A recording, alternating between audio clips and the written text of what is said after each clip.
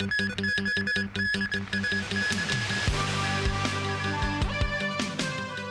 man demolishing a village house has been killed by a fallen concrete wall. Cruise tourists enjoy happier return to terminal as service improves. And Camp David summit brings closer ties among the US, Japan and South Korea.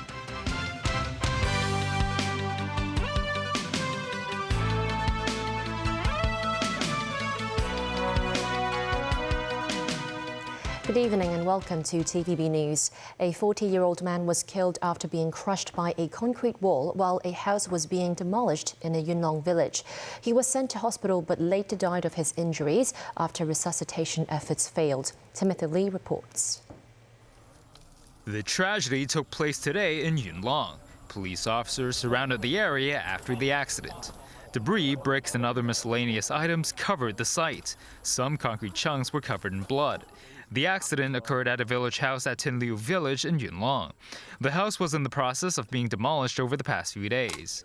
Most of the house had already been removed, and the site was littered with debris. The accident happened at around 4 p.m. when workers were completing the demolition work. An outer wall of the house suddenly collapsed and injured a 40-year-old male worker. He was unconscious when brought to Po Koi Hospital, where he was later pronounced dead. Edward Lowe, vice president of the Hong Kong General Building Contractors Association, stressed that an architectural drawing should be submitted to the buildings department prior to any deconstruction work. He added that some procedures may have gone wrong that led to the accident. Meanwhile, another case of falling concrete chunks was reported at a Taiwan industrial building. Fire services personnel were deployed to the site, where debris was spread all over the ground. No injuries have been reported. Timothy Lee, TVB News. The city welcomed the cruise ship Spectrum of the Seas again today. Many visitors who came with the same ship 2 weeks ago thought transport from the terminal to the city has improved a lot. That's after the government introduced extra bus routes and incentives for taxis to pick up passengers at the pier. But the government said this level of involvement won't last long. Making a return visit to Hong Kong, the Spectrum of the Seas, carrying 4,500 tourists, docked at the Kai Tak cruise terminal at around 7 a.m. today. Earlier, the government introduced extra bus routes and shuttle bus services to bring tourists to Tsim Sha Tsui and the Kwun Tong MTR station. Many visitors who got off the same cruise ship 2 weeks ago noted there's a major difference. When we got off the ship this morning, everything was really well organised and we were in the city within 10 minutes. We went out and had some dim sum. We went to the Hong Kong Museum, did the Hall of Fame along the water. We went to Victoria Peak and Avenue of Stars. Last time was a huge line. We didn't get anything, but right now, today was amazing. Improve a lot, right? Yes. Earlier, authorities handed out $50 vouchers for cabs to fill up their gas tanks as an incentive for them to pick up passengers at the terminal. This taxi driver said he came early in the morning after hearing there's around 4,000 people landing.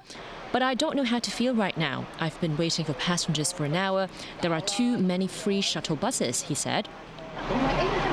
Secretary for Culture, Sports and Tourism Kevin Yeung was at the cruise terminal this morning to check on the situation. He said passengers' demands are unpredictable.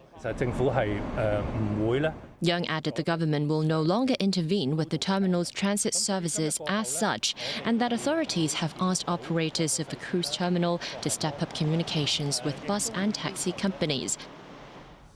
Meanwhile, over at the second floor of the terminal, a new bazaar with pop-up stalls was set up. They offer souvenirs, local snacks, as well as artists drawing portraits. But only a few customers were seen strolling along the stalls. The MTR offered half-price discounts today, which included cross-border train rides between Lo Wu and Lok Ma Chau stations. Some took the opportunity to travel to the mainland. Timothy Lee tells us more. A tap with the Octopus card or a scan with a QR code, and the MTR will only charge you half the regular price for most train rides. To celebrate its Thank You Day today, the MTR special offer was extended to the light rail, MTR buses, and cross-border trains traveling between Lo Wu and Lok Ma Chau stations. Passengers at Shengshui Station said they made use of the discount to travel to Shenzhen. This woman said she wanted to shop and dine on the mainland. While this man said the discount was of real benefit to residents, allowing them to travel across Hong Kong. He added that more people would have extra time to spend traveling during the weekend. Elderly residents and students could get an additional 50% discount on top of today's special offer. The MTR increased the frequency of rides in several lines, such as the Island and Tuen Ma lines, by an additional 370 rides. The light rail also increased the number of rides of its coupled set light rail vehicles. The fare discount offered by the public transport company was implemented under adjustments made for the service performance rebate arrangement, which gives back $25 million to its passengers. Today marks the 5th special half-price offer by the MTR this year. Timothy Lee, TVB News.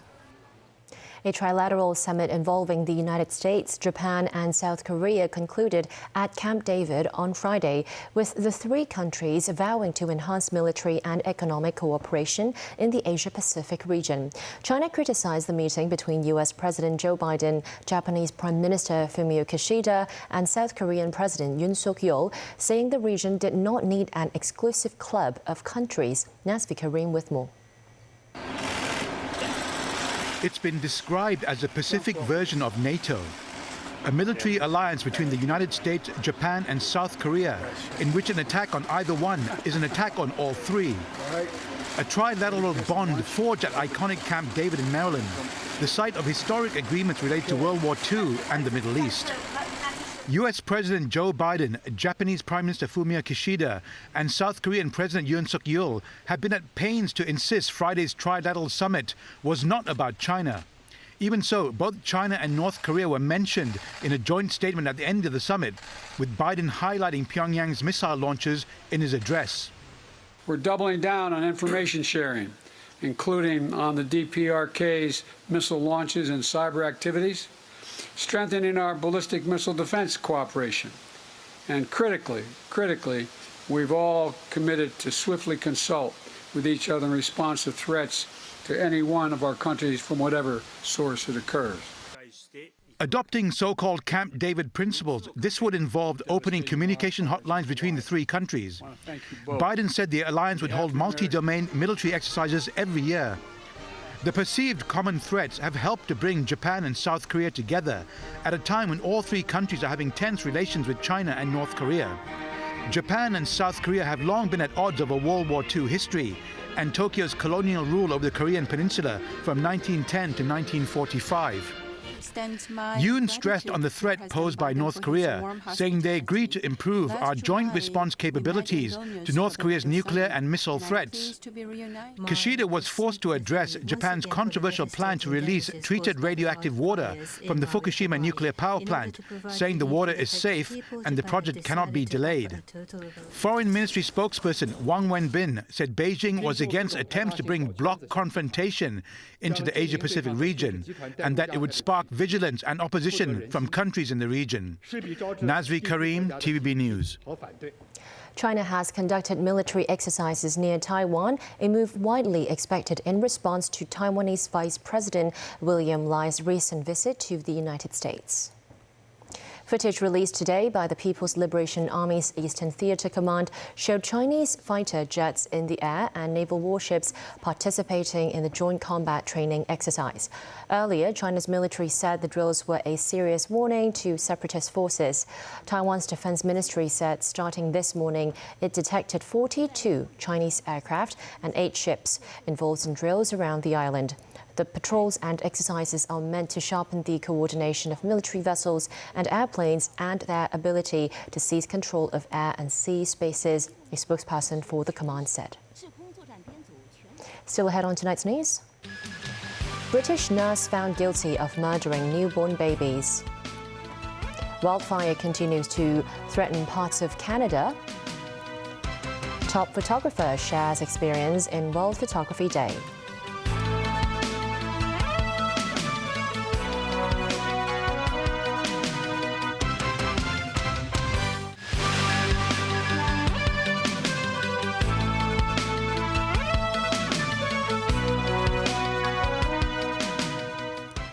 Welcome back to TVB News.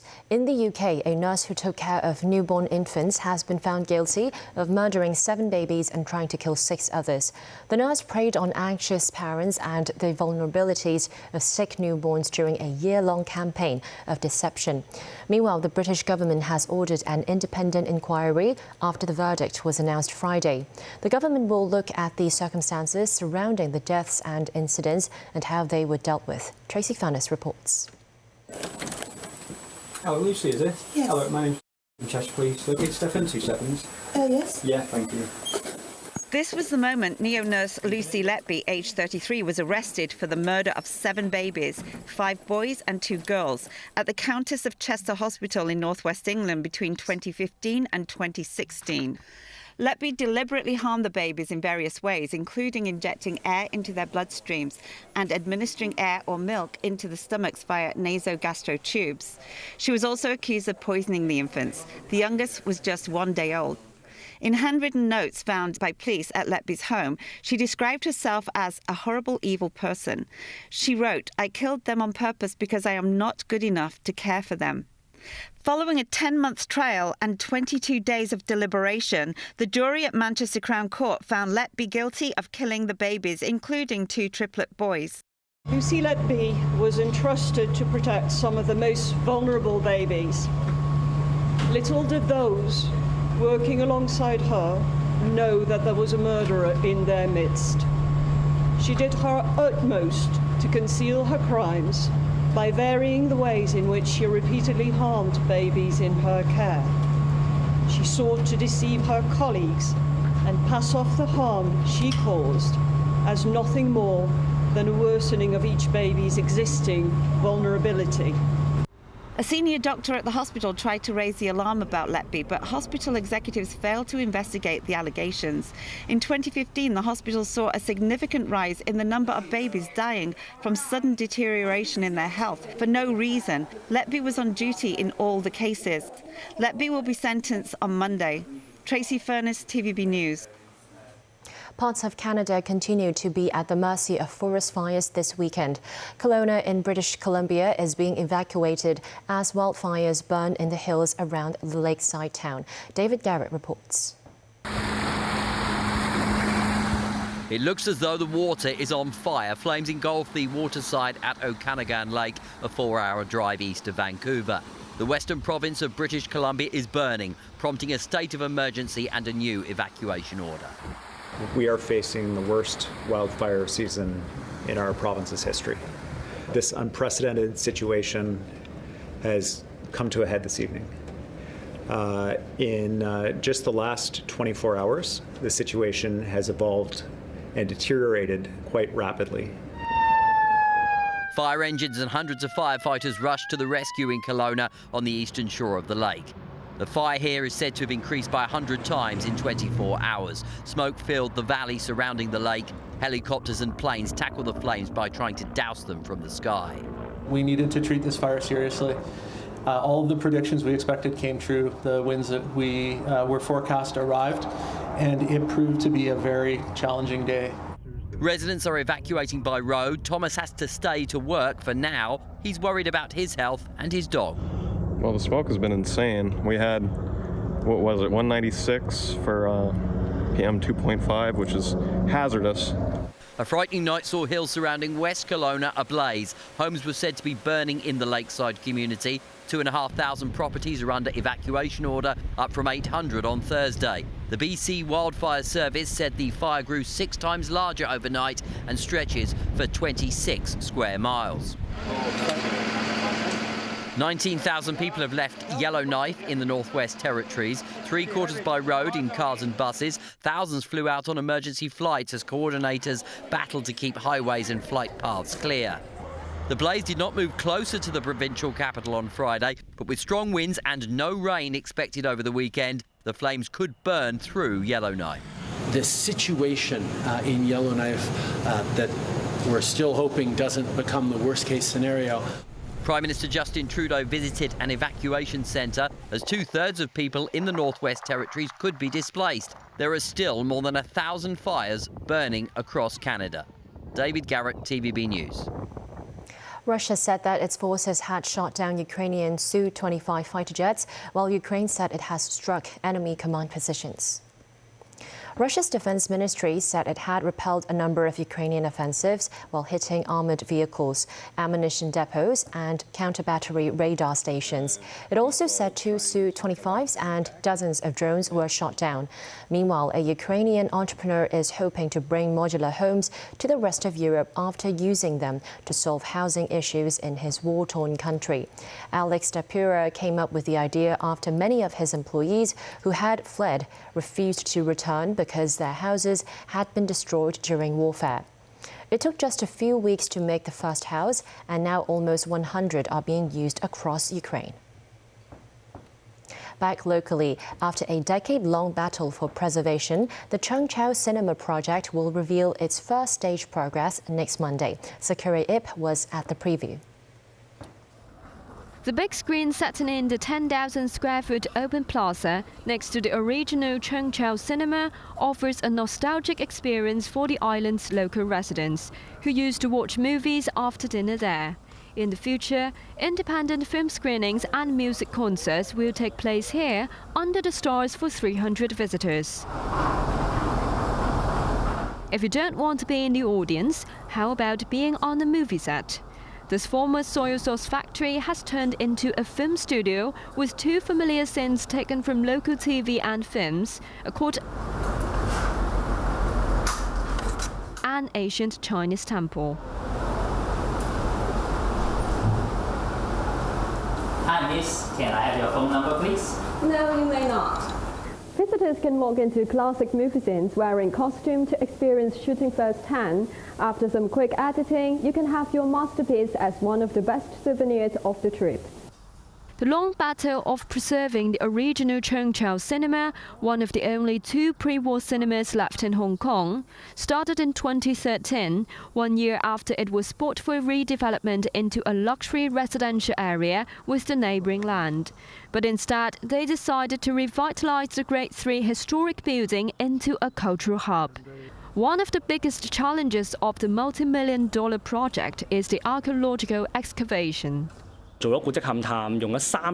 Eric Chiang, managing director of the company that is revitalizing the old cinema set, the team spent 3 years on the archaeological work unearthing 3,000 antiquities from 5,500 BC, which are now in the hands of the Antiquities and Monuments Office. The team aims to showcase the antiquities in 3D printing replicas to the public. The site provides workshops in promoting Cheung Chau culture, such as how to make the island's famous ping on buns, or the workshops charge a fee. And for the 92-year-old Cheung Chau Cinema itself, the revitalization of the building, including repairing the broken roof, will be done and dusted by the 3rd quarter and 4th quarter of 2025. It will become a Chinese restaurant. Sakura Ip, TVB News. Today is World Photography Day. Jacqueline spoke with an award-winning 26-year-old Hong Kong photographer on how he uses his camera to capture the beauty and soul of the city, one picture at a time. From the epic urban vistas and vertiginous skyscrapers to the rugged wonders of mountains and sea, capturing this medley of nature and cityscapes of Hong Kong is 26-year-old Kelvin Yun. After I travel in so many places around the world, I would say Hong Kong is a very special place in my heart. With these captivating snaps, Kelvin has won multiple international awards over the past years. They include the 2020 International Landscape Photographer of the Year and the Regional Youth Division of National Geographic's International Photo Contest. As I'm a landscape photographer, I have a lot of chance and time to spend time with the nature, so I can discover a lot of undiscovered place and perspective about Hong Kong and nature. So I would like to use my work to show the beauty of the Hong Kong to more people. Behind the lens, landscape photography is also a physically demanding endeavor, Kelvin said. In the wilderness, I don't have any support. I need to bring everything before I go to the shooting spot. Like my last trip, I go to the Tibet, and I need to face a high altitude. I need to spend a few days to adapt the loss of equipment. The weight is about 25 kilograms, and every time after the trip, I have a loss of pain in my body. His spirit also inspired many fellow photographers. Who doesn't hesitate to share his experience with me and our friends, something you cannot face in Hong Kong City, such as a car accident or how to encounter animal attack. And he's always inspired us how to do better in photography.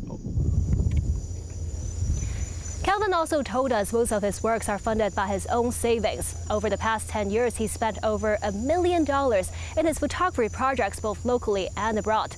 With that, he hopes the government could offer more support and grants to aspiring photographers like him so they could develop their passion and interest with fewer constraints.